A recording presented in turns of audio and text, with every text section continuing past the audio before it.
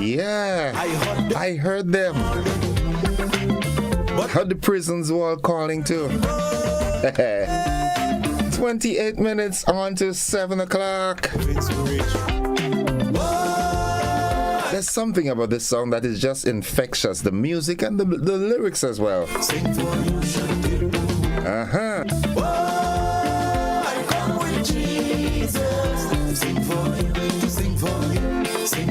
In my case, I'm not singing it, I'm talking. I'm talk for you. Talk for you. Yeah. Sing for you. Sing for you. I run with Jesus. Sing for you. Sing for you. Sing for you. Jesus is a living water. Wash and make you whole. The grave and death he had conquered when he died to save the world. Jesus is the all-time healer. Jesus is the truth and light. Jesus is a miracle worker, and he alone can. Good morning, good morning. Sing along. Tell the devil that today. The devil and his agents, tell them that this morning. When you go to work and he confronts you, yeah, sing that song for them. Shante Popo. Whatever it means. Jamo, tell me, what does this one mean? Good morning, good morning, good morning to you. Wherever you are at this time.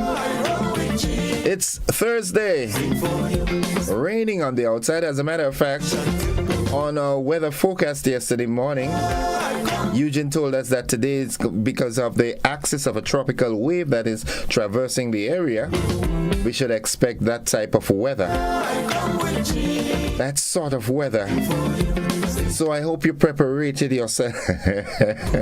Blossom Alexis, good morning girl. How are you doing? You and the family? Good morning to my good bro Mike Noel and family. How do you do, Papi? The Banana Man. Remember the days? How many of you remembered when that yellow plane that came ever so often, I think it's once a month, came down and sprayed the bananas? And we used to call it the Pamasa, the yellow plane. And for those of you who are in the vicinity of the Pearls Airstrip, when he's making that last fly on afternoons, on evenings, just around 6-ish, he would do that somersault in the air with a plane. You remember that? Yeah. Good morning to Pearls and Dunfermline, Seamoon, good morning. And surrounding areas. Moya. Carrier Conference. Yeah, good morning. It's that time of morning again when we do that link up. And I'm telling you from off the bat this morning, we've got guests today. We've got the representatives from Garfin. That's the regulatory body for the financial sector. Yeah, so we have a representative here. This morning we'll be talking their roles and their interfacing with the insurance companies. So we look forward to that. Next week we'll be talking with them again on Thursday, and we'll be talking Garfin and credit unions, which will be rather interesting. So we look forward to those engagements. Yeah. Next week, I think it's Wednesday, I should be having the manager of the Employers Federation, my good friend Lydon L.L. Lewis. Good morning, bro. Gugu, how you doing? Yeah, good morning, Michelle and Sheldon and Brenty and oh my goodness. My little daughter. What's her name again? Well, she's big girl now. Good morning to all of you. Good morning, Moncton, Lafayette, Paraclete, Lakabeke, Jude in the cow pen. Good morning to you. Jude Jack, what's up, bro? You and the family, hope everybody's fine. Messi and Darius, good morning. Stalin, Romaine and family, good morning. Uncle Eiffel, how do you do? Larry Thomas and family, good morning. Pastor Joseph Raymond and family, good morning. Teacher Naylan and family, good morning. Good morning to brother, wife, and Sab and the house next door. Good morning. I usually don't see Miss Bat, and she has cussed me. She ain't like that name at all. Good morning, all the wonderful folks. How are you doing this morning? Yeah. The folks to the south of the island, good morning to you. Frequente, Poincelines, Calice.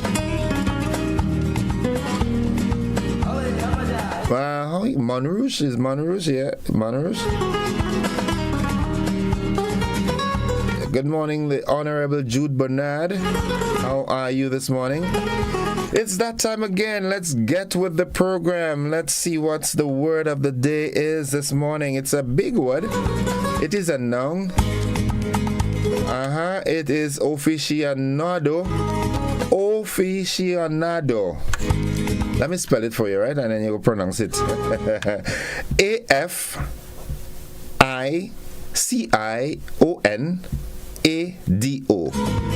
Aficionado.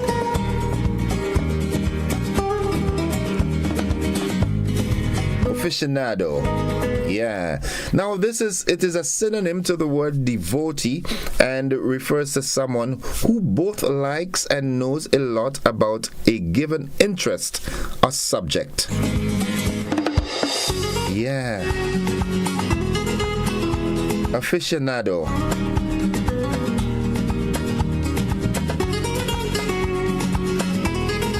Here's how we can use a word in a sentence. Mikey's brother, an aficionado of jazz, was a regular at the downtown clubs and often bought new records on the day they were released. It's like me wanting to get the Equalizer 3 with Denzel.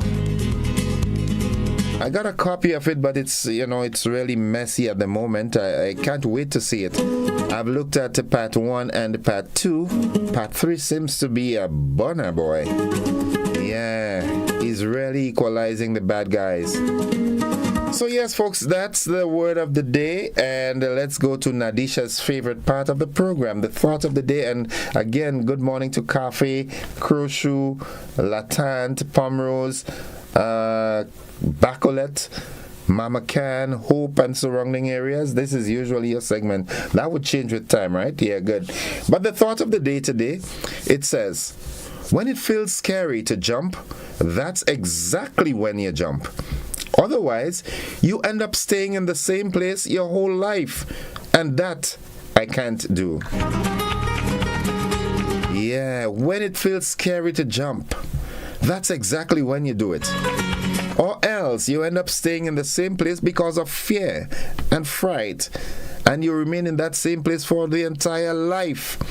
And that, as the Jamaicans would say, mina ina it. You know what I'm saying?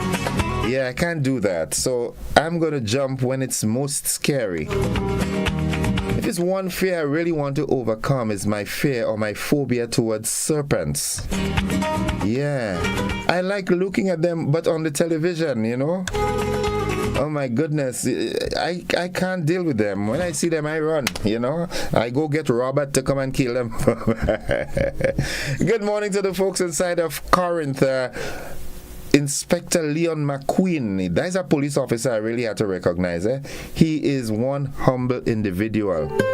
Very, very professional, Kudos to you and your family. Yep, Miss Merrill, good morning. And, yeah. Your son. Yeah, good morning, partners. What's up? Yeah, and all the neighbors in the vicinity, good morning. Good morning, the Joseph family next door. Rashiba downstairs and Princess.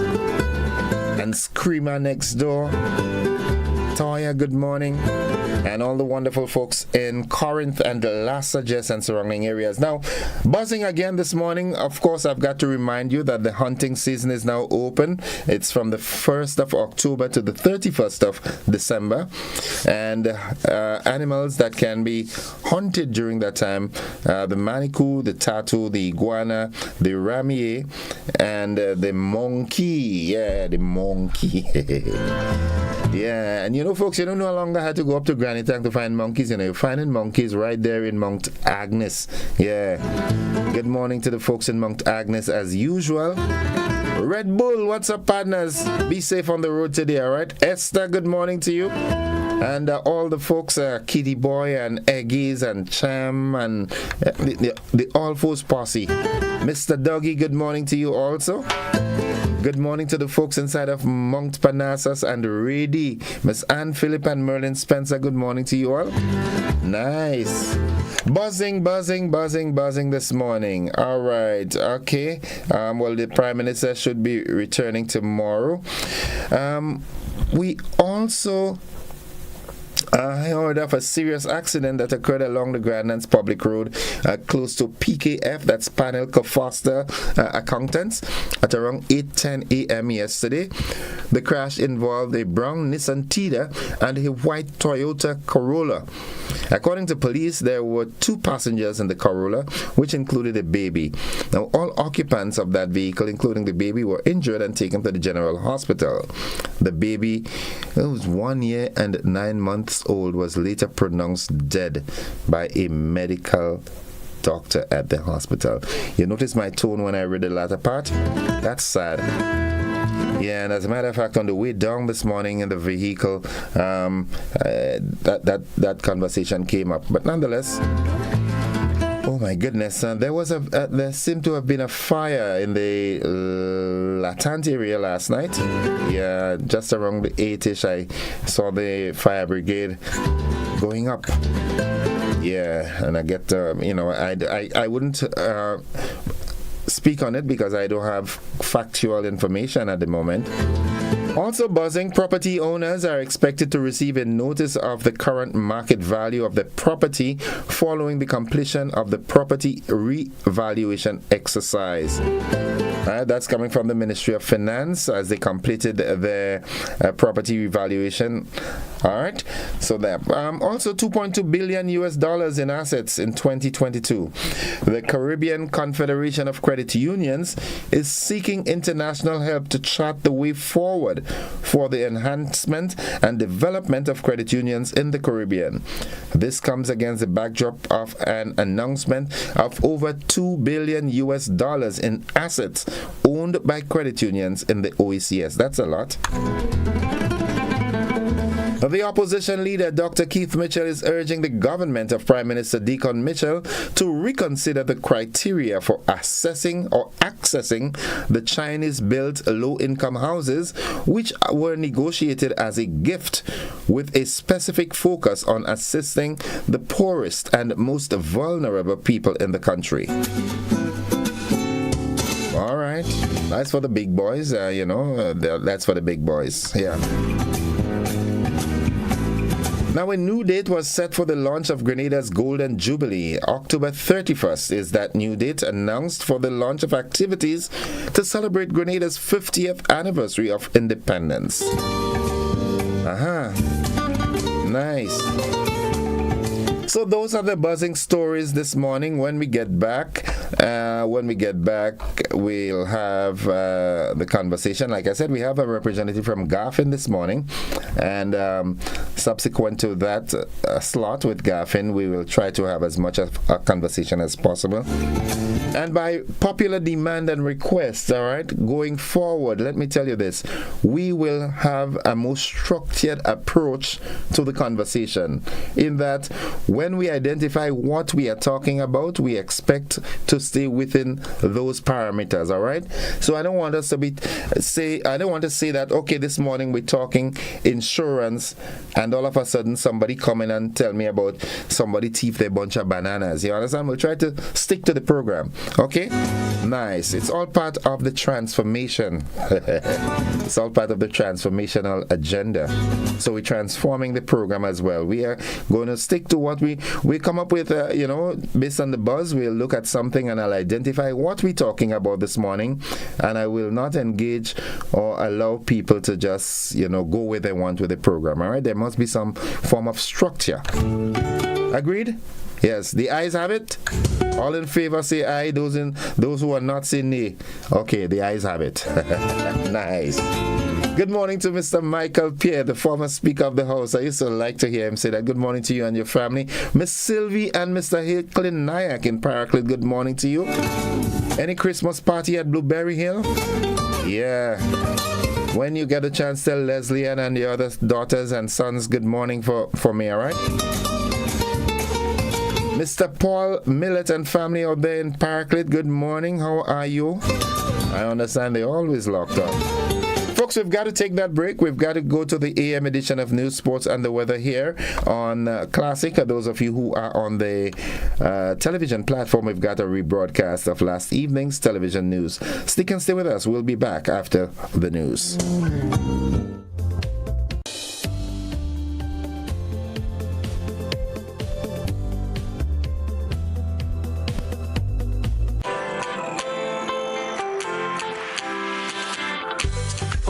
Someone to help you to your feet.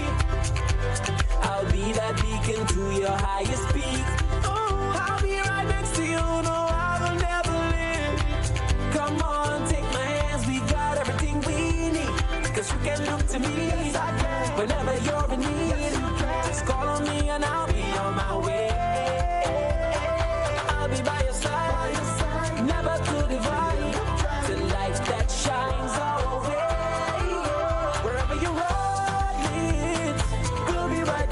Wherever you run, we'll make your dreams come true. Next time, next time, next time, next to you. Nexa Credit Union, with you wherever your road leads. Good evening. This is GBN's News at 7. October 31st is the new date announced for the launch of activities to celebrate Grenada's 50th anniversary of independence.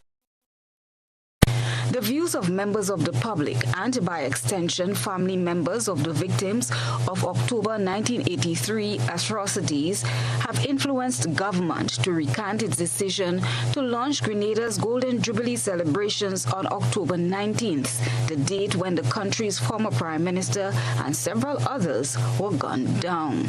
The announcement came Wednesday during a press briefing hosted by the National Organizing Committee and the National Celebrations Committee.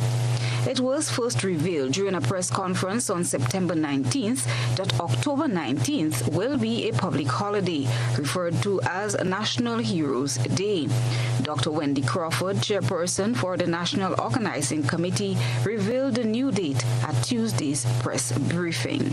We have also carefully considered the concerns raised by members of our community concerning the decision to merge the Independence Launch with the events of October the 19th. We took their recommendations to the Prime Minister and his cabinet, who, in a demonstration of leadership, wisdom, and a commitment to fostering national unity, have agreed to separate the two events. Consequently, they have directed the NOC to reschedule the launch of the Independence Day activities to October the 31st, allowing the event planned for October the 19th to receive the national attention it rightly deserves. To honor our fallen heroes, chairperson of the National Celebrations Committee, Ms. Jackie Alexis, said they have organized activities around the October 19th commemoration. So the day will commence at 9 a.m.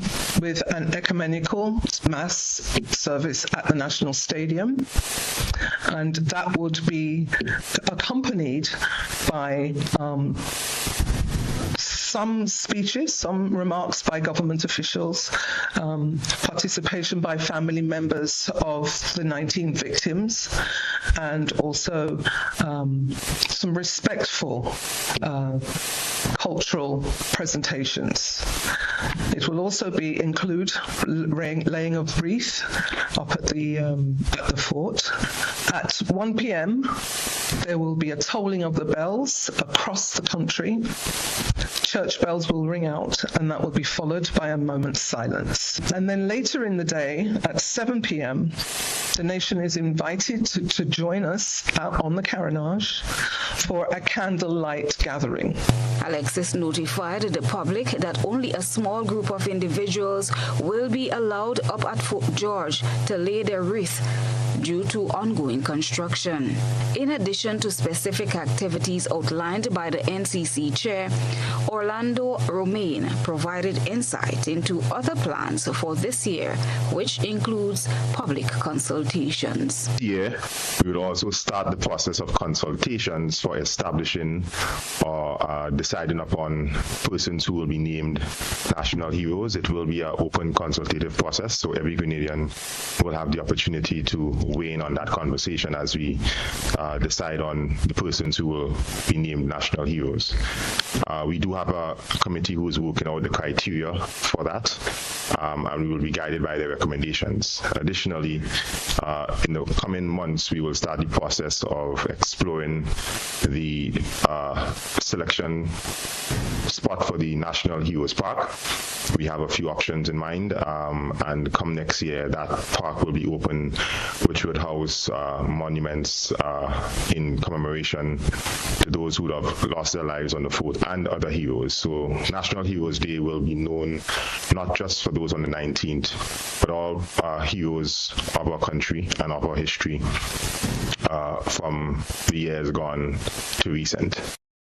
Property owners are expected to receive a notice of the current market value of their property following the completion of the property revaluation exercise. Beverly Telesford has more. The Finance Ministry has announced the completion of the property revaluation exercise carried out by the Evaluation Department of the Inland Revenue Division. Coming out of this exercise, property owners will soon receive a notice of taxable value indicating the market value assigned to the property by the Valuation Authority as of December 31st, 2022.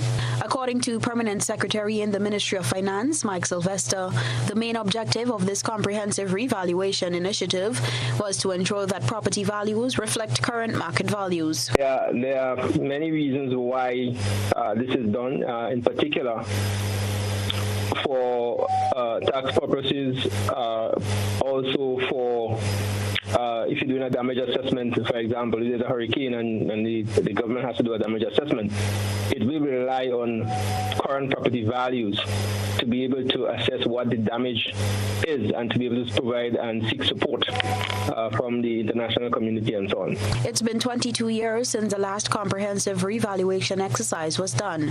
P.S. Sylvester says it is essential to note that the revaluation of properties does not contribute to an increase in property taxes. The revaluation exercise does not automatically translate into an increase in your taxes that you'd pay, right? That aspect and portion of it is based on government's policy. So government could determine that the taxes that people pay remain the same, and to effect that, you can look at the rates in terms of reducing the rates. You can look at the exemptions in terms of increasing the current exemptions that you have before the tax is applied. To be able to do that. But that is a matter of policy. There has been no announcement, no indication on that particular issue. Property owners who disagree with the assigned value have a legal right to file a notice of objection. Forms for a notice of objection are available at the Inland Revenue Division's main office, at its website www.ird.gd, and at any of the district revenue offices located throughout the island. Reporting for GBN News, Beverly Telesford. Opposition leader Dr. Keith Mitchell is urging the government of Prime Minister Deacon Mitchell to reconsider the criteria for accessing the Chinese-built low-income houses, which were negotiated as a gift with specific focus to assist the most poor and vulnerable people in the country. With the new criteria requiring upfront cash or loan payments, Dr. Mitchell does not believe that this group of people will be able to qualify. We didn't invest any serious money. The Chinese government agreed to the arrangement and agreed to 2,000 houses, and it was meant to be given to the poor people of this country who do not necessarily will be able to qualify to go to a bank. So no matter all the things you're hearing, or they're going to get guarantees on, this is nonsense. The fact is, the minute you talk about a one-bedroom house for $50-something thousand and another bedroom house house, 2-bedroom for $70-something thousand. You are in fact ruling out a lot of the poor people who should be getting these houses. I would not say totally free, but with minimum amount of investment. Dr. Mitchell advanced his argument during a press conference hosted by the New National Party in St. George's on Tuesday. Based on the new guidelines disclosed by Chairman of the Housing Authority of Grenada, candidates are required to pay $73,000 for a 2-bedroom unit and $55,000 for a 1-bedroom unit. Under the new arrangement, applicants who fail to obtain a loan or funding for the units will automatically forfeit the apartment, which will be offered to someone else who applied. The fact is, these houses are the people's houses. This is not NDC houses. These are the people's houses, and it was meant to give to the poor and vulnerable, and there were already criteria laid down by the previous government about how these houses should be given and to whom and under what condition. And I'm saying the government should abide by the previous understanding of the decision. Dr. Mitchell said the houses must be given to the people who need them most. The mass of the people that should get those houses are the poor and vulnerable. And I don't understand how you can expect a poor person to find $55,000. I don't care who is guaranteeing. The fact is, they must pay this thing over every single month. And these people, in many cases, not working. So where are they getting the resources to do so? Go back to what was promised. You were not involved in acquiring these houses. It was a previous government, and the policy was give it to the poor and vulnerable. The low-income houses were negotiated with the Chinese government under his leadership, along with other financial aid to help rebuild the country following the passage of Hurricane Ivan in 2004. The low-income houses, which are located in Corinth, Boucherjou, St. Patrick, and Carriacou, are valued at over $117 million. For GBN News, I'm Nisha Paul. Video circulating on social media which clearly shows a police officer beating a young man whose hands and feet are being held by 2 other officers has sparked the interest of the public, with many calling the act police brutality. While it's unclear why the young man was being detained, the comments about the video were not favorable to the Royal Grenada Police Force. In light of this, the Royal Grenada Police Force, through a press release, stated, and I quote, "The Royal Grenada Police Force is aware of a video in circulation which depicts a member of the police being beaten by a police officer. This is not behavior which is consistent with what is upheld by the organization, and as such, an investigation has been launched. We acknowledge the concerns that have been shared by members of the public and assure you that the necessary actions will be taken upon the conclusion of the investigations." Unquote. Welcome back. Grenada is currently hosting the 16th edition of the OECS Credit Union Summit 2023, which is being held under the theme Credit Unions, Bolder Actions, Bigger Value, Brighter Tomorrow. We have more in this report. The 16th edition of the OECS Credit Union Summit 2023 is being attended by over 100 credit union practitioners and volunteers from Anguilla, Antigua and Barbuda, Dominica, Montserrat, St. Kitts and Nevis, St. Lucia, St. Vincent and the Grenadines, the Caribbean Confederation of Credit Unions, the World Council of Credit Unions, and host country Grenada. The annual event, which coincides with the 75th anniversary of International Credit Union Day, will run from the 4th to the 8th of October. The summit's theme, Credit Unions, Bolder Actions, Bigger Value, Brighter Tomorrow, provides the starting point for discussion on the challenges facing credit unions globally and possible solutions to those challenges. President of the Caribbean Confederation of Credit Union, Holly Hines, in his remarks, says the summit is an avenue to find innovative ways in which credit unions can positively impact the lives of their customers. A reset of the credit union philosophy. How best can we help our countries develop? And that is why it is important for us as the volunteers, the management, and the people who run the credit union system, that we put our ideas together and that we strategize to see how best we can contribute to national and regional development. Delivering welcoming remarks at the opening ceremony of the summit, Mr. Randy Boyd Cadet, president of the Grenada Cooperative League Limited, outlined the agenda of the summit. The agenda of this summit will explore a number of important topics. Today, we will take the pulse of the region's credit union movement and take a glance into the future of the credit union model. The sessions will provide an opportunity for us to learn more in details about wealth creation and member prosperity, and we will place the young member center stage as we pivot our future on vision, voice, and value. Tomorrow, we will be wearing our t-shirts. We will focus on governance. That is a key issue on the summit's agenda. We will put under the microscope our compliance culture while we review the credit union as an employer, highlighting collective bargaining matters, HR management issues, and various retirement packages. Acting Prime Minister and Minister for Mobilization Andy Williams welcomed summit participants to Grenada and noted that credit unions will be part of the push towards growth over the next few years. Today, credit unions are again displaying their farsightedness by convening this OECS summit under the theme, Credit Unions, Bolder Actions, Bigger Value, Brighter Tomorrow. We are all cognizant of the bold actions already taken by credit unions, resulting in increased membership and expansion in assets. We are also conscious that bolder actions will be required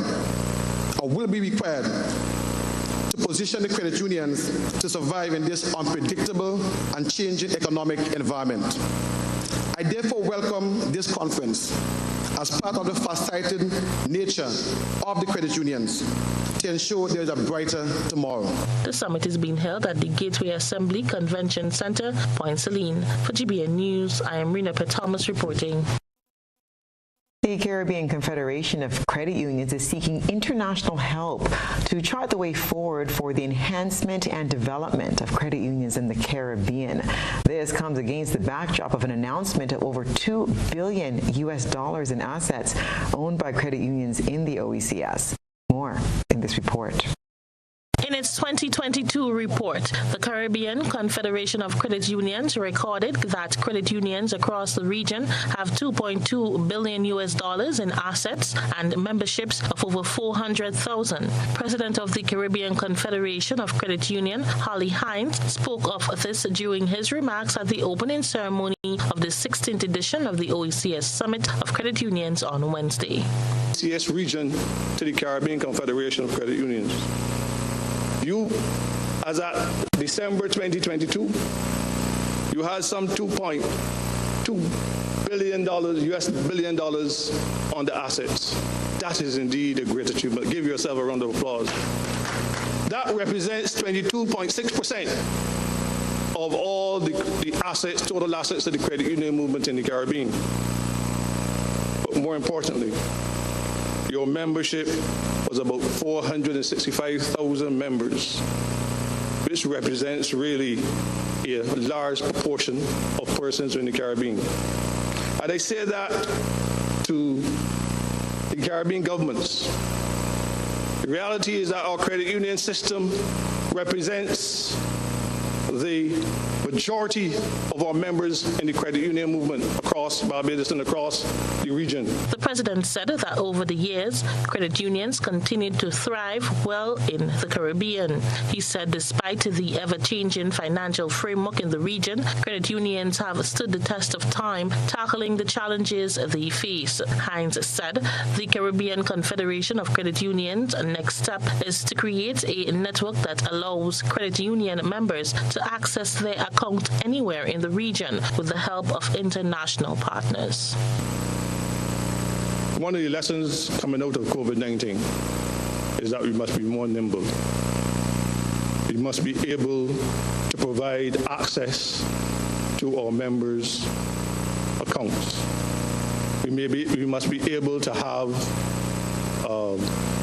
members accessing their money, whether they're in Grenada, whether they're in St. Lucia, whether they're in Dominica, whether they're in Anguilla, whether they're in St. Lucia, whether they're in Montserrat. So we need to change the paradigm shift.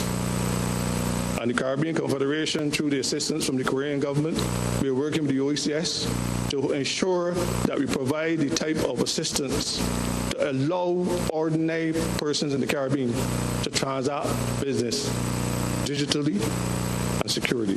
Acting Prime Minister and Minister for Mobilization Andy Williams spoke of the impact of credit unions in the region. With these financial assets, credit unions carried a loan portfolio of approximately $3.1 billion, which had allocations to all sectors of the economy.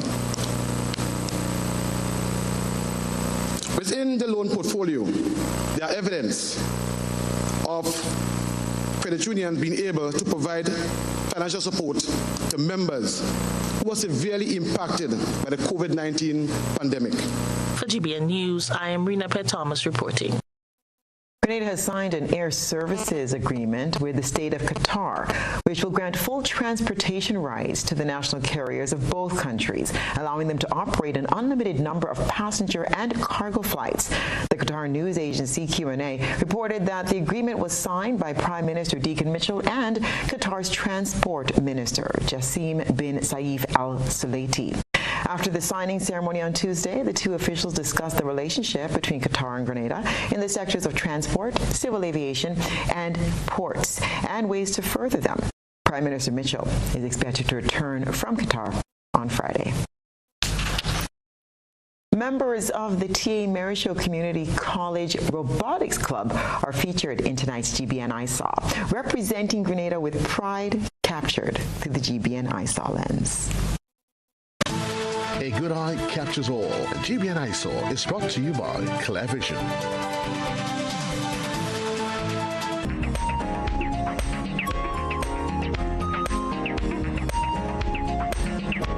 Our citizen journalist submitted a photograph of Team Grenada at the Morris Bishop International Airport before they left for Singapore to represent Grenada at the annual First Global Challenge on October 13. Those pictured are members of the T.A. Marisho Community College Robotics Club. The First Global Challenge is a yearly Olympic-style robotics competition organized by the International First Committee Association. It promotes science, technology, engineering, and mathematics, STEM education, and careers for youth, and was created by Dean Kamin in 2016 as an expansion of FIRST, an organization with similar objectives. The GBN team extends well wishes to Team Grenada. We thank our citizen journalist for that submission. Send us your photo and video submissions via WhatsApp at 405-3052 or our other social media platforms. Served Grenada for decades. We are the #1 and largest electrical supplier. Hi, welcome to Sunny Electrical. How may I help? We offer electrical wiring accessories, tools, and appliances for all residential, commercial, and industrial applications, which is what we are known for. And we expanded our products with new innovative ways to modernize your home. New homeowners will be captivated in our lighting showrooms. Some more pendant lights here. These are very multifunctional because they can work for kitchens, living rooms, bedrooms. We have a wide selection of lighting, ranging from indoor to outdoor and solar. We are also available for site visit services to assist you with selecting the perfect light for your forever home. We are located at Dusty Highway in Grenada, St. George. Sudden Electrical. Best value, expert advice, quality products. We hope to see you soon. Introducing the NIS Dream Loan, where possibilities are boundless and your aspirations are our priority. No matter where life takes you, NIS Dream Loans are here to make your dreams a reality. From purchasing your first plot of land or dream property to renovating spaces, building your home, and seamlessly switching mortgages, we cater to every step of your journey. And And here's what sets us apart. We offer easy financing options with competitive interest rates, quick approval processes, and flexible repayment terms. So why wait? Apply now and let our dedicated NIS team guide you through this exciting journey. Visit nisgrenada.org/dream loan or call 440-3309 to book an appointment. Terms and conditions apply. Your dream awaits. Corn! Yes, we're back! It's the 7th annual Corn Festival going down on Sunday, October 29th at the popular Footprint Bar behind Sand. Corn will be in all forms and fashions, from asham to roast corn to boiled corn, pay me to conky to corn soup, and much more. With loads of entertainment and games for everyone. So be there from 2 p.m. because there will be loads of beach games, dominoes, maypole dancing, and string band music. Mark your calendar and make sure you're part of Cornfest 2023 on Sunday, October 29 at Footprint Bar, Lauriston, Carriacou. Our partners for this event are the Grenada Tourism Authority, the Antillean Group, Ministry of Carriacou and Petty Martinique Affairs, National Lotteries Authority, Arisa Credit Union, Massa, Grenadine Airways Limited, and Classic Caribbean Lighted. Cornfest 2023, October 29th. I'll see you there.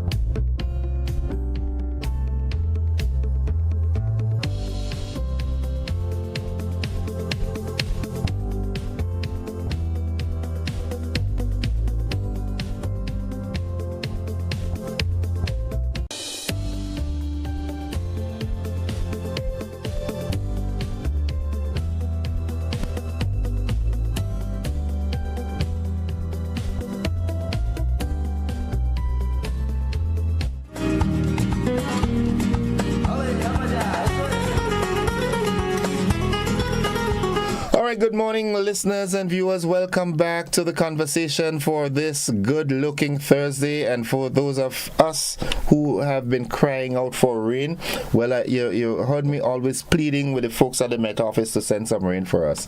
And this morning they sent it. You know, Trisha say that, right? But I also told you that this morning I will be joined by representatives from Garfin. So this morning I'm joined by Mr. John Martin and Mr. Kelon Fletcher. They are senior examiners at Garfin. Gentlemen, good morning. Good morning. Wow, you all should get into singing, boy. You all sung melodious together. Yeah, lovely duet. All right, so let's hit the ball from the first. Garfin. What is Garfin? Well, Garfin is a statutory body created by Parliament. It's a single regulatory unit for the non-bank financial sector, and we're responsible for 10 pieces of legislation and subsidiary legislation. Okay, so Garfin, is it an acronym for something? What that Garfin really means? That's just the name they give it. So Garfin is the acronym for the Grenada Authority for the Regulation of Financial Institutions. Okay, the Grenada Authority for the Regulation of Financial Institutions, Garfin. Okay. When we speak about the non-bank financial sector, we're talking about credit unions, the Grenada Development Bank, insurance, pensions, and all of these things. Okay. MSBs, money service businesses. MSBs, money service businesses. Okay, so you all regulate not the banks. Not the banks. Not the banks. That's okay. ECCB. It's right. Okay, good. And not securities either. That's the ECSRC. Okay, Securities Exchange. The Eastern Caribbean Securities Regulatory Commission. Okay. All right. Okay, so now we've established what Garfin is, and I already told my viewers and listeners that this segment, this conversation will be twofold. We have this one this week, and next Thursday we have another conversation, but next week we'll be looking at the credit unions. But this morning we want to look at the insurance companies, because you all also regulate the insurance companies. Now, how many insurance companies are there really on Grenada? We have 14 general insurance companies and 12 long-term insurance companies. 14 general and 12 long-term or life. Okay, so general offers vehicle insurance. Yes, short-term business. Okay, all right. Yes. Okay, and having said that, now I would give you the permission to do a little promotion for the insurance companies. How important is insurance? Well, insurance is very important to everything in Grenada, because insurance would underwrite the risk in everything from your motor vehicle, your property, liability if you slip and fall. They would underwrite things for government, for businesses, for individuals. So insurance touches all facets of life and provides coverage and provides security for all facets of life. So if something were to happen to you, the insurance will come in and bring you back to a position of where you were before. There are some folks out there that I know have a very bitter taste in their mouth as it relates to insurance, maybe due to bad experiences they might have had or something like that. But from Garfin's perspective, all right, if Garfin was given the opportunity to do some PR, would you tell the population that it's important to have insurance in all facets of life, as you rightfully said? I would tell the public that I know insurance is a bit of a technical subject because there are a lot of terminologies, the policies could be perhaps a bit complicated, but insurance at its fundamental is very important. Let's take you have vehicular insurance. You may be paying all the time and you're saying, okay, I'm just paying this thing. I ain't bouncing. No, I ain't bouncing. But the day, you don't even have to be the cause of the accident. The day someone runs into you, you will be grateful that you have the insurance to fix your vehicle, to take care of you. Some of the companies offer a pick-up and tow-away service or a courtesy car and these sorts of things. So you'll be happy when something happens that you had the coverage. All right. Yeah, in the case of Murphy's Law coming into play, the thing that could go wrong goes wrong on the worst time possible. All the time. All right. So, okay. So, how does an individual get insurance per se? I'm of age now and I want insurance. I'm hearing this conversation and I'm saying, you know what? Having heard these two fellas from Garfin, I think I will go and get insurance. How does someone do that? Well, you have many options. You can either directly go into the companies. You also have insurance brokers, and you have sales representatives and agents for the companies. So there are many options. If you don't know who the insurance companies are, you could always go to Garfin's website. There's a list of the companies. You could also there's a list of the brokers as well. You can call them to find out anything you need.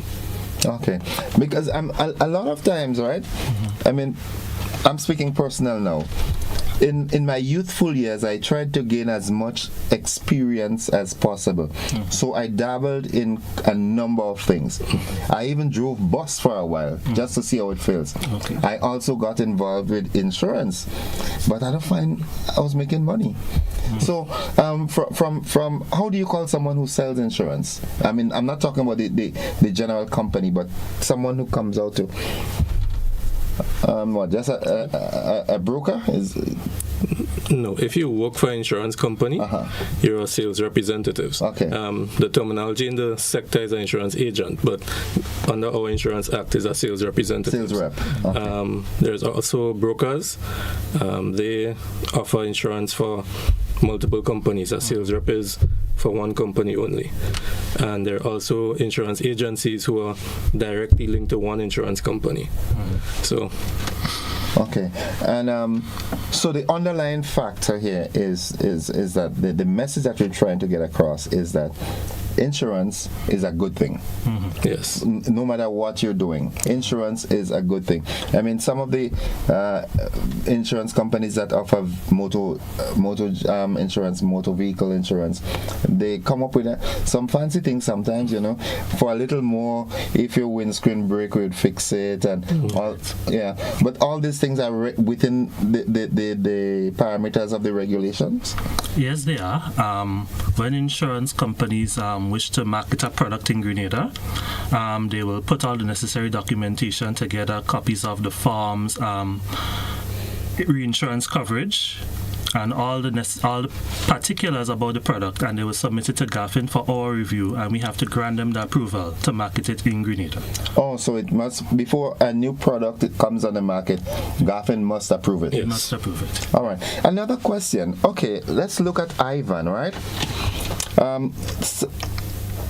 Some of the questions that people have and concerns is that, what if I keep paying this insurance company and something happens and I cannot be brought back to that place that I was prior to whatever came up? How does insurance companies here locally protect themselves?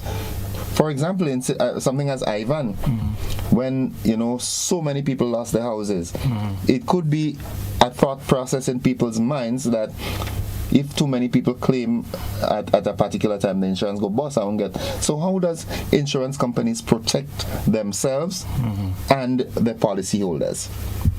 Well, there is reinsurance. That is where the insurance companies would purchase additional coverage from companies called reinsurers, who would backstop losses that would occur. So it's generally the pooling of risk, what is taking place. And so if there's something like an Hurricane Ivan, right, there are clauses in the reinsurance policy that would kick in based on a certain level of losses and so forth, and so the reinsurers would actually send monies to the insurance companies to settle the claims. So in essence, the local insurance companies insure. They insure. And the reinsurers are huge international entities. Right, so when you look at some of these entities like Munich Re, Swiss Re, these are very huge, Lloyd's of London, and, massive companies that have hundreds of millions, even billions of assets, and they do business all over the world. Okay. So that is why when there are hurricanes, natural disasters, insurance companies are able to meet their commitments. Okay. Now, I know when I open up the lines for people to, you know, ask one or two questions, I know some people would raise this concern, but from someone who goes to an insurance company and gets insurance, they become a policy holder, right? Yes. Now, from a Garfin's perspective, how does Garfin protect policy holders in the event that something goes wrong? Meaning, okay, I have this policy that says it covers my vehicle. However, I met in an accident, the matter is still in the court, but I paid so that when I have such an accident, I can be restored to that point I was before the accident. But I am getting delayed and frustrated because the insurance company is giving me a runaround and so forth. What does Garfin do in cases like that? How does a policy holder get justification? Well, if the matter is in court, Garfin hands are tied. Now, if before it becomes a legal matter, you come to Garfin, lodge an insurance complaint with us, we work on it from then. We contact the insurance company because we have to get both sides of the story. Yes. So that's how we generally go about doing this. So, all right. So, listeners and viewers, I want you to take note because I know quite a number of you have concerns as it relates to insurance. You know, sometimes insurance is a kind of scary kind of thought in people's head in Grenada. You know, the average man. So you have an issue with your insurance company. Before it gets to that point of legal action, it's important to report it to Garfin. Yes, you can come in personally, or you can send us a formal complaint.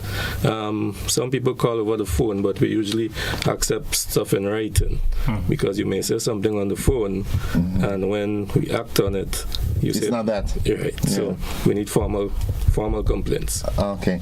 All right. A question that someone posed to me the other day: the pension fund.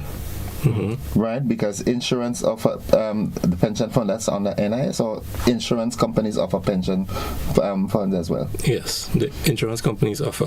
Garfin supervises group pension plans. Group pension plans. Yes. Okay. All right. So, how does Garfin look after the interests of people that have concerns with their pension funds? Well, like with everything else, we have our day-to-day working supervision. So we would have what we call in terms of regulation our desk side review, where we would review reports. Pension plans report to us annually.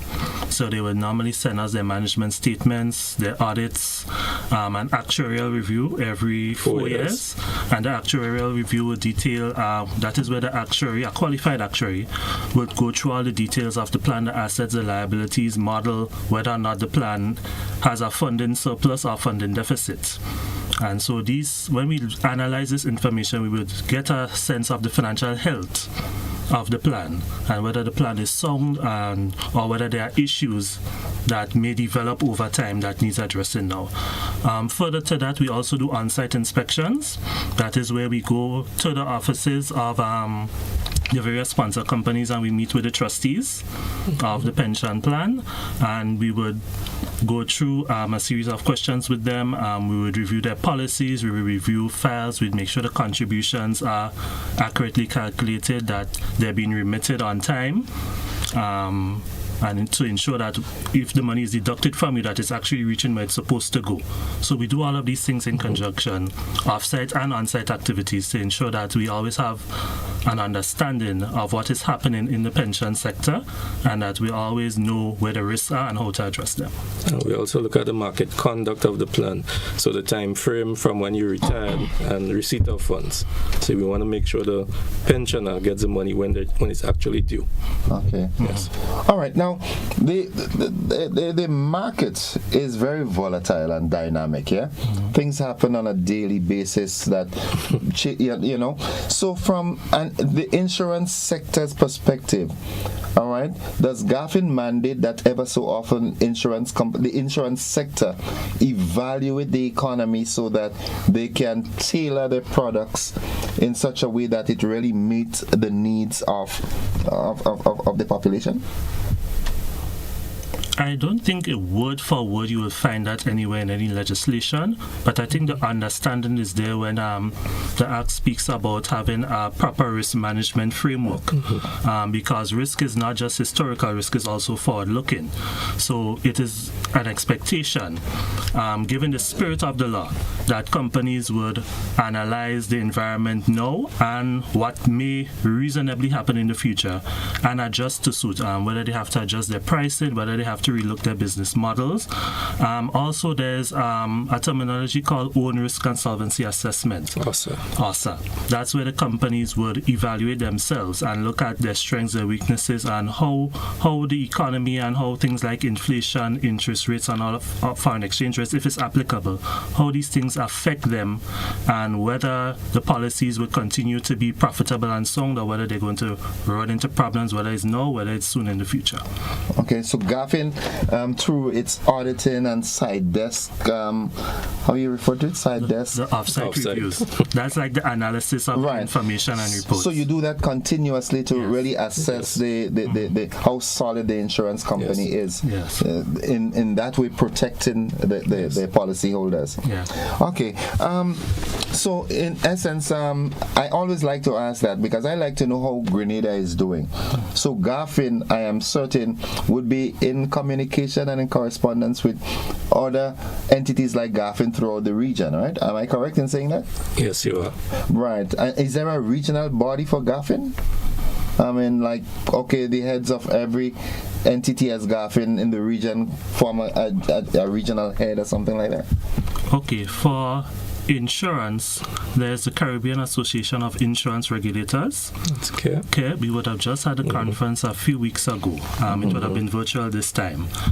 So that's where insurance regulators, not just from the EC, but across the Caribbean, will meet and we'll discuss pertinent issues like changes in accounting standard like IFRS 17, climate risk, emerging issues, and so forth. So that's from the insurance side. As it relates to Garfin as a regulatory body, every quarter, if I'm not mistaken, Garfin and its counterparts across the Eastern Caribbean, the ECSRC and ECCB meet in what is called a Regulatory Oversight Committee and meet to discuss pertinent issues and try to move certain things forward for the good of regulation and for the good of the financial sector across the ECC. So, having said that, being comparative now, how is Grenada's insurance sector doing in comparison to other regional territories? Are we sound? We are sound.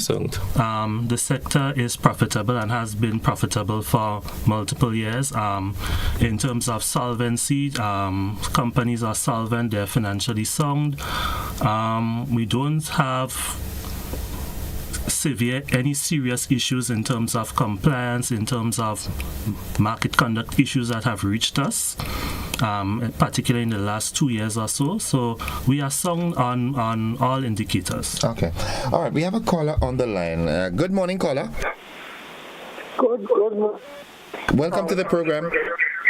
You need to turn down the volume, please. I wonder if your guest can tell us anything about the status of Clico. People have invested.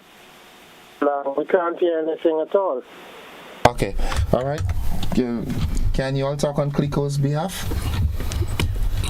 Clico and BICO, British American, they are under judicial management. Right. So that is mean that the matter is being handled in the courts. So unfortunately, Garfin does not have any special information or any side information as it relates to that. That is being handled by the court. And so any information that comes out regarding Clico or BICO, it would be authorized from the court because it's currently under judicial management. Okay, we have another caller on the line. Caller, good morning. Yeah, good morning, gentlemen. Welcome to the program. I'd like to know how long Garfin in existence in Grenada? How long is started Garfin in Grenada? At what time? Since 2007. I'm a member of a union, part of Clico policy holder. And I retire over 5 years now and I get them from Clico Insurance. From which insurance? Clico Insurance. Okay, well, caller, you just had the call. Our guest said that Clico and BICO, the matter is before the justice system, so they're not able to talk on that. All right. So we have a couple minutes left. 435-2041. That's the number to call if you have any concerns as it relates to your insurance policy or anything like that. Good morning, caller. Good morning. Welcome to the program. I am calling in specific reference to medical insurance, and that is with chronic medical conditions. Now, with a medical condition like that of my own, I have never, ever been able to get any medical insurance. And what is that condition? That's epilepsy, what we call fits. Okay. And understandably, on a business level of things, it would not make sense for insurance to get into insuring people with such conditions. What I was thinking, however, though, maybe if some plan could come up with collectively, and so that people with those conditions, when they have to buy medication, when they have to do certain tests, perhaps through insurance there could be some, kind of discount or something like that, because you really stand on your own in those situations. I just wondered if anything like that could possibly be considered and worked on. Thank you very much, caller. Well, Carla, thank you for your question and also for your suggestion. You are right. If you do have a known medical condition, it would be very difficult, if not impossible, to get coverage because of the cost of the coverage to the insurance company, right, in relation to the premium that you're going to be charged. So it's going to be, from inception, it's going to be a loss-making venture for the insurance company. These are financial institutions and not charities, so it's understandable that it would be very difficult. In relation to your suggestion, caller, that is something that could be taken under advisement, but it's something that perhaps maybe have to be discussed amongst the association, maybe at a national level. I don't think any one company could perhaps lead the way on that. So that is something I'm thinking is better suited to more of a national discussion amongst insurance companies and other stakeholders. Okay. And you raise a very salient point there. So, in essence, if you seeking medical insurance because you have a medical condition, it's very likely that you'll be turned down. Yes. Or that you may have a very high premium based on assessment. Because underwriters will view you as high risk. Okay. Yes. So. Which is why it's always good to have insurance while you're young. Right. So if something develops along the way. And also the younger you are, generally speaking, the lower the premium tends to be. So like if you go for life insurance in your 40s as opposed to maybe in your teens or your early 20s, the premium is going to be higher in your 40s as opposed to being in your 20s. Okay. All right. Well, we've come to our timing. I'd give you both a minute to stimulate the public's interest in visiting Garfin's website and letting people know the functions of Garfin, how important it is to interact with Garfin when you have issues. And as I said, folks, next Thursday we'll have another conversation from Garfin, but this time we'll be talking credit union. So, a minute. Okay, well, thank you again for having us on, and thank you to your viewing and listening public for tuning in. There's a wealth of information on our website. You will learn a lot about Garfin. You would learn about the different sectors, not just insurance and pension, but the different sectors we regulate. We, on a quarterly basis, put up statistics. So for those of you that are more numbers oriented and want to do some research and so forth, there's information there. The legislation is there as well for those who like to perhaps read and understand a few different things. And as Mr. Martin said, the list of companies, brokers, and so forth, all the players in the non-bank financial sector are listed on our website. If you're having difficulties, as Mr. Martin said, with any matter, pension, insurance related, do try your best to work it out with the company or with the trustees. If it is that you reach an impasse and you really cannot proceed, then you'll come to us, as Mr. Martin said, with a formal complaint. We have had a lot of success in the past resolving complaints. We would work with the insurance company to get you a response in a timely manner. So we have done that for a lot of motor claims and also for some pension complaints as well. But those are the bulk of the complaints we have received is in terms of motor and pension, and we have had a good track record in resolving those complaints. So in essence, it's not a case where you're involved in the insurance industry as a policyholder and you're not satisfied about something, and that's it. There is a place that you can go to get your matters resolved before you run to the courthouse. Yes. Mr. Martin? Yes, thank you for having us. And just some information. The website is garfin.gd, and if you would like to lodge a formal complaint, it's garfininfo@garfin.org. Okay. All right. Well, thank you very much, Mr. Martin and Mr. Fletcher, for joining us and sharing such invaluable information with us. And I think you see a caller asked how long Garfin has been existing. I think Garfin needs to be a little more public. All right. So we're trying. Yeah. Well, you need to try a little harder. All right. When you go back, bring my regards to Mr. Felix, Ms. George, and the entire team at Garfin, and keep on doing the excellent work. We take a commercial break, folks. We'll be back after these messages. Don't you go anywhere. Thanks for coming, man. Thank you, sir.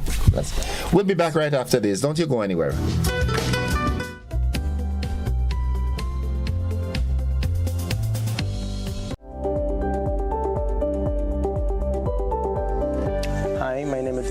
Garfin, co-owner and founder of Grenada Tours, Taxi and Rental. We provide transportation tours in the field of tourism. Being in the field of tourism, the pandemic have taught us that we need all the help we can get, which the NIF has been very helpful in doing so. But as a small business owner, we are even more excited right now with the new initiative that the NIF have launched, providing a little bit more flexibility for small businesses like ourselves. So we definitely encourage all of the small business to consider getting on board with the NIF and this new initiative that allows the level of flexibility that they have implemented. We've got 101 reasons for you to shop at Courts now. Get up to 35% off selected items store-wide. Save on select lounge sets, fridges, stoves, washers, mattresses, smart TVs, and more. Get what you want today with no cash and make your first payment in 90 days. Plus, stay protected for up to 4 years with Super Shield extended warranty. So there's 101 reasons to shop at Courts. Courts, bringing value home. Promotion runs from September 25 to October 23, 2023. Conditions apply. Climate change is real, bringing hotter days and less rain. Less rain means less water, so it's crucial for us to conserve water at home. When washing my vehicle, I use a bucket with rainwater that I have stored. This is how I save water. What are you waiting for?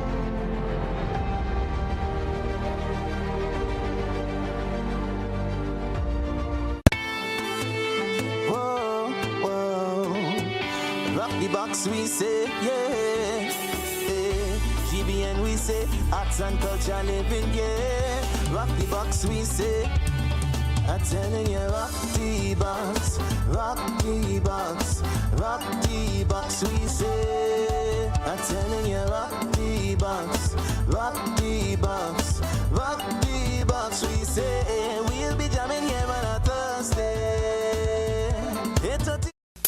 I want you to control your anger. There's a way to feel better. That's one thing to remember.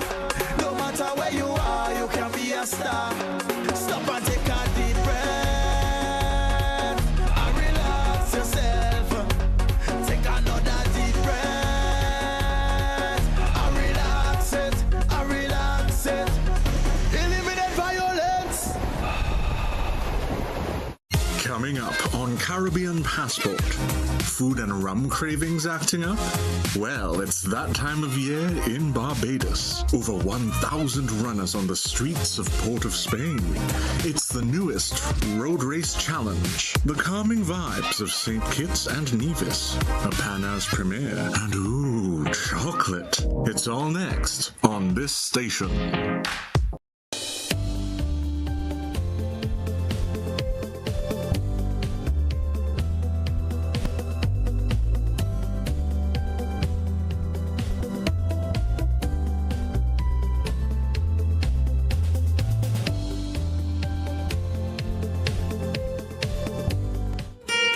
Good morning and welcome back to the conversation. It's 15 minutes on to 8 o'clock. We've got 15 minutes in which we can converse. Now, someone raised a concern with me yesterday, and again, I'm gonna throw that out to the RGPF or the Ministry of Work. So maybe now with the new Ministry of Implementation and Mobilization and that other aspect of the ministry, he said to me that he is a Grenadian, and there are times in traveling throughout Grenada he can get lost. And why can he get lost? Because there aren't many signs naming villages and streets and so forth. That's one. And secondly, again, the highlighting of our pedestrian crossings and our humps. Okay, and I'm talking nationwide now, not just Corinth where I'm from in front of the school, but not from, but where I live rather. Throughout the length and breadth of Grenada, I've been, making calls here and there behind the scenes to find out what is it like with our pedestrian crossing in St. Mark and in Chantimel and, this sort of thing. And maybe it should be understood, it should be a given that these things fade away with time. So maybe there should be a policy in place that ever so often we can say, okay, whether it's every 6 months or every 12 months, we have to, repaint and so forth. We have a caller on the line. Good morning, caller. Hey, good morning, sir. How are you? I am alive and thankful. Welcome to the program. Nice. I have a point to make this morning as you were talking about the humps and painting the streets. Yes. Another thing we need to is more street lights along the road. Street lights? Yes, street lights. And names and signs to tell the people where they are in Grenada. So you have a place where you go up in country, you want to know where you're there. You want to drive on the road, you want to make sure the road is smooth and not patch. Let it pave the whole road. You understand? Okay. I have an issue, sir, where a young man fraud my insurance document without my permission. It's like when I say my permission, it's like I give him permission to go and pay my insurance on my vehicle. I was not in Grenada, and the man fraud my insurance. He crashed my vehicle. All kind of things. We have to be going through legal issues with FIU, CID. And the man just not saying nothing, mash up my vehicle, and I showed the public know who I'm talking about. Okay. I hear the Garfin situation on the TV there, and I'm wondering if Garfin will be able to help. Is the matter in court? Well, the matter hasn't reached the court yet. CID and FIU is still investigating the young man. I've given them enough evidence that this is the fake policy.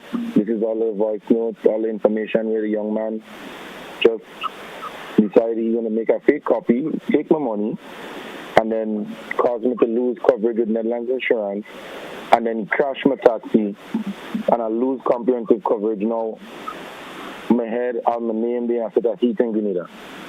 Okay, well, seeing that it hasn't gone to the court as yet, it's still in the investigative state with the police. Maybe you can consult with Garfin and see what can be done, because Garfin can only not interfere when it's already in the court.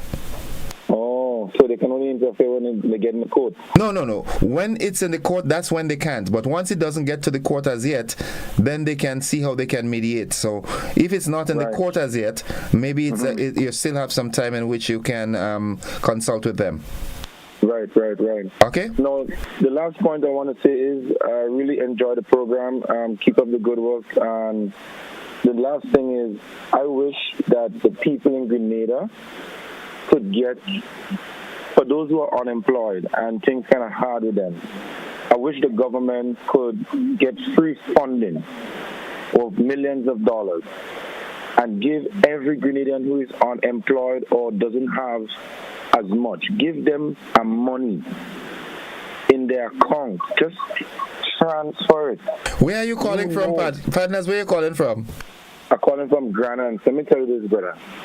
I'm not saying people need handouts, but I'm saying the amount of millions of dollars that is being spent in infrastructure and projects. I want the government to just see where the people are mostly in need. Just give them money so they could invest in their own idea and their own dreams. Because sometimes you're working for these people and businesses and they don't pay me enough. Okay. With the high cost of living, the high cost of gas. I can tell you I have a vehicle, bro. Every day I have to put $40 and $50 in the gas just to move up and down. Okay. All right. So I want you guys to have a blessed day and keep up with a good program, You too, man. God bless you. Bye-bye. All right.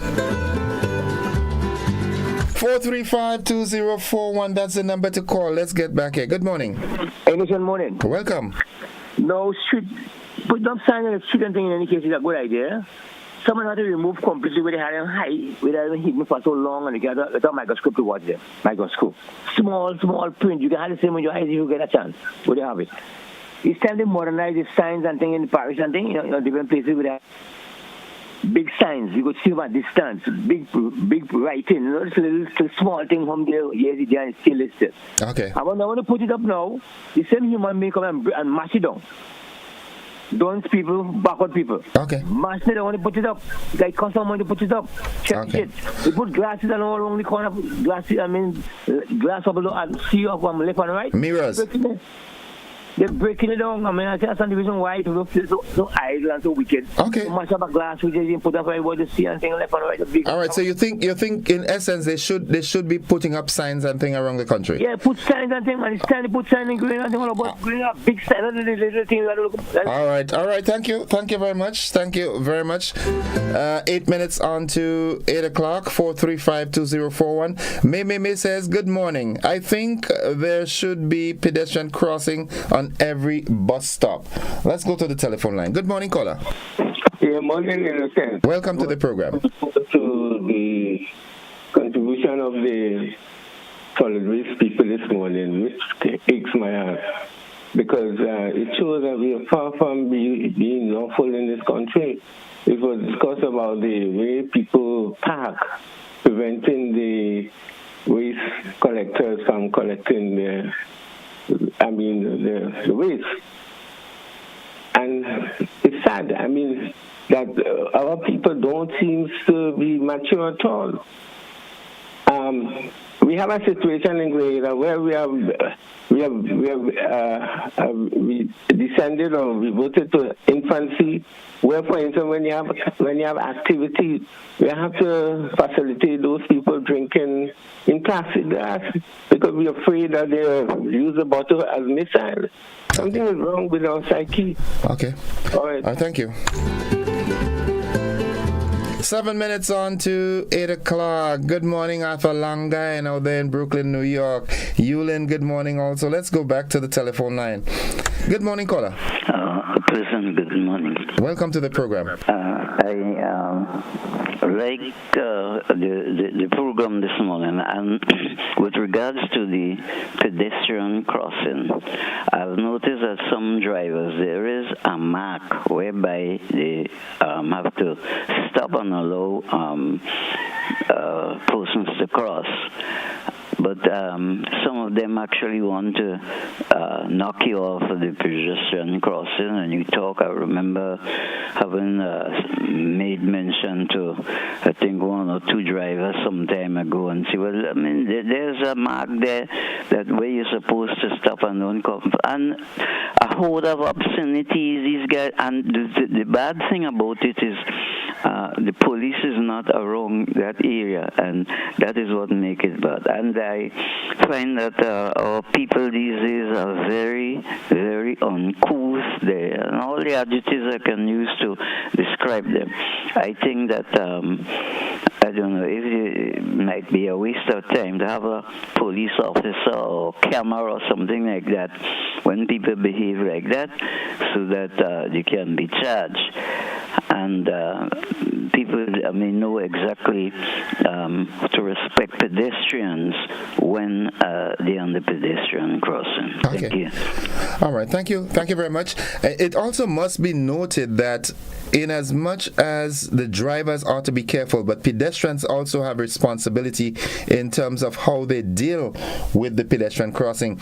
Because it's a pedestrian crossing, as a pedestrian, you don't just walk across at your own whim and fancy. You have to ensure that the oncoming vehicle or vehicles are aware that you want to cross, and then they give you the go-ahead.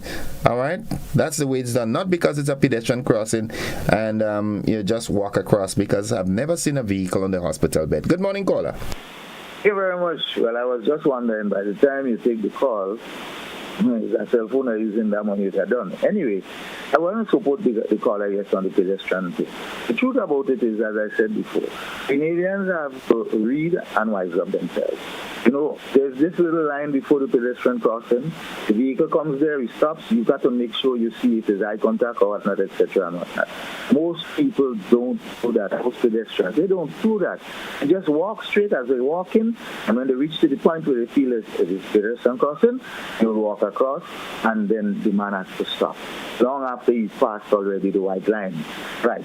The caller that called and spoke from Grenada putting into the advice, and the money he talk about giving to the poor people and needy and whatnot. It's not a handout thing really and truly, but it is a good idea. The stimulus package thing that passed, and there were people who needed it and didn't get it. And I open arms with the government for that. Anyway, the money won't finish. Thank you very much. Have a good day. A good one. Go on postpaid, Papi. All right, 4 minutes away from 8 o'clock. That is the time. Back to the telephone line. Good morning, caller. Yes, I'm calling back. No, I am not talking about persons jaywalking on the pedestrian crossing. Personally, I look to see how far away a car is, and to me, some drivers they mash the gas and just to come up and create what they call problem. I think that pedestrians are supposed to look left, look right, see where a vehicle, how far a vehicle is away from the crossing, and then cross. I mean, there's certain things that mentioned. I don't agree with it. Okay. The people feel because it's a pedestrian crossing, you just go on there jaywalking, doing all sorts of. This is wrong, and that's why I've been saying that the police should be there. Such persons should be charged for doing that kind of thing. Okay. Yeah. Thank you, caller. Thank you very much. Whereas I agree with you, but again, we have to look at it on both sides. And I'm not saying this argumentatively, Basically, the pedestrians, they too have a responsibility to ensure that it is done properly. Good morning, caller. Hello, good morning. Welcome to the program. Thank you. What I call to say is that I wish you could bring a program with the FIU. You understand? And the radio one of these morning. Bring the FIU because I have a real problem where I lose a lot of money. Someone take all my money and say my bank book lose. And I would like it to get in contact with these people so I could outlay what I want. But don't you think that is too personal for an environment as the radio? If you have a problem like that, maybe you should go into FIU on your own and make a complaint. Or I tried to go in the last time. I go to the treasury with the office, and the man telling me I can't make that report inside this one. So then, what you should do then go to CID and make the report, and CID will determine if it's a matter that they should forward to FIU. Yeah, because these people use a distinguished law firm in Grenada, down in St. George's, to take all my money, and I need my money. I sick. I had 3 strokes. You understand? Right. And I need to get my money. So you need to go to CID, and then CID will determine if it's a matter that they could handle on their own, or if they need to forward it to FIU. All right? Yeah, and then after she telling me no, I tell she to lend a fella, right? She boyfriend $40,000. Papi, that is too personal to my grandmother taught me don't wash dirty linen in public, so let's not do that. That's personal. You deal with that through CID and the relevant authorities, but I do understand your plight, all right? Okay, good man. All right, folks, we've got to wrap it up here. It's 30 seconds away from 8 o'clock. We've got to join the BBC. Thank you for being a part of the program this morning. Have yourselves a wonderful day. Remember, be safe, love God, love your neighbor as yourself. I love you. Bye-bye.